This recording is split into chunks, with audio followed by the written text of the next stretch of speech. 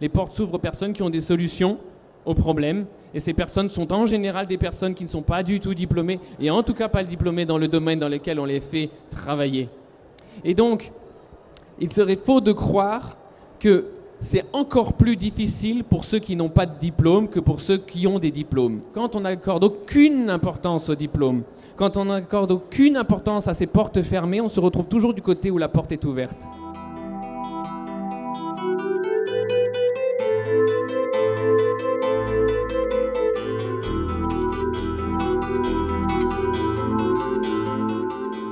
Si effectivement je cherche un emploi salarié, et l'emploi salarié, c'est tout simplement le schéma éducateur-éduqué, c'est-à-dire patron-salarié. C'est exactement le même, hein. D'ailleurs, l'histoire de l'école coïncide avec le début de l'industrialisation, où effectivement on avait besoin des gens qui arrivaient à l'heure, enfin qui étaient corvéables à merci, etc.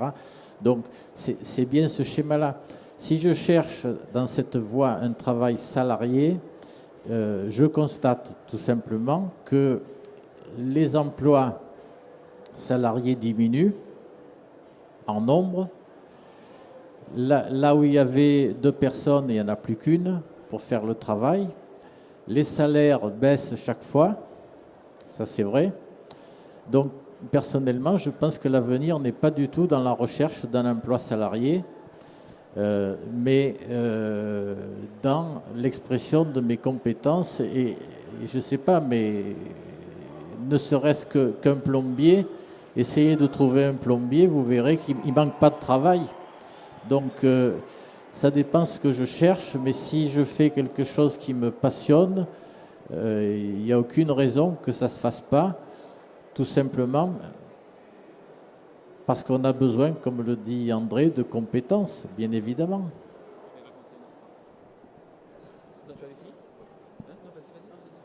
Je voulais juste vous raconter une petite histoire.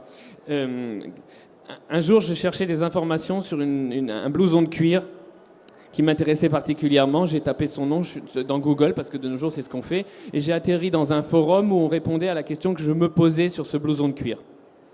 Et puis j'ai regardé ce que c'était comme forum, et il s'avère que c'était un forum de guitaristes. Parce que quand on parle de ce blouson, on est entre guitaristes de rock. Et donc je me suis intéressé à ça, parce que je me suis dit, ah tiens, des guitaristes, ça tombe bien, c'est mon métier.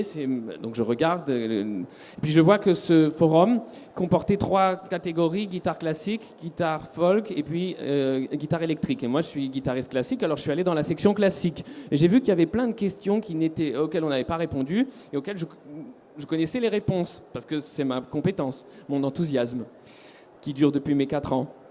Alors j'ai répondu à ces questions, alors on m'en a posé d'autres, alors je me suis donné beaucoup de mal pour répondre, pour illustrer mes réponses, pour faire des schémas, des photos, etc. Alors on m'a posé de plus en plus de questions. Et puis il s'avère que ce forum était en cheville avec un magazine musical.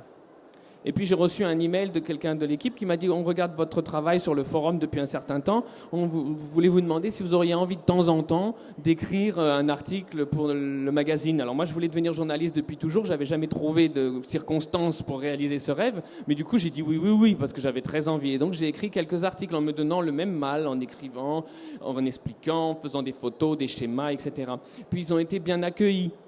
Alors, un peu plus tard, on m'a dit: est-ce que tu voudrais entrer aussi dans l'équipe éditoriale du magazine? Alors j'ai dit oui, parce que j'avais très envie d'être journaliste. Et je suis entré dans l'équipe éditoriale.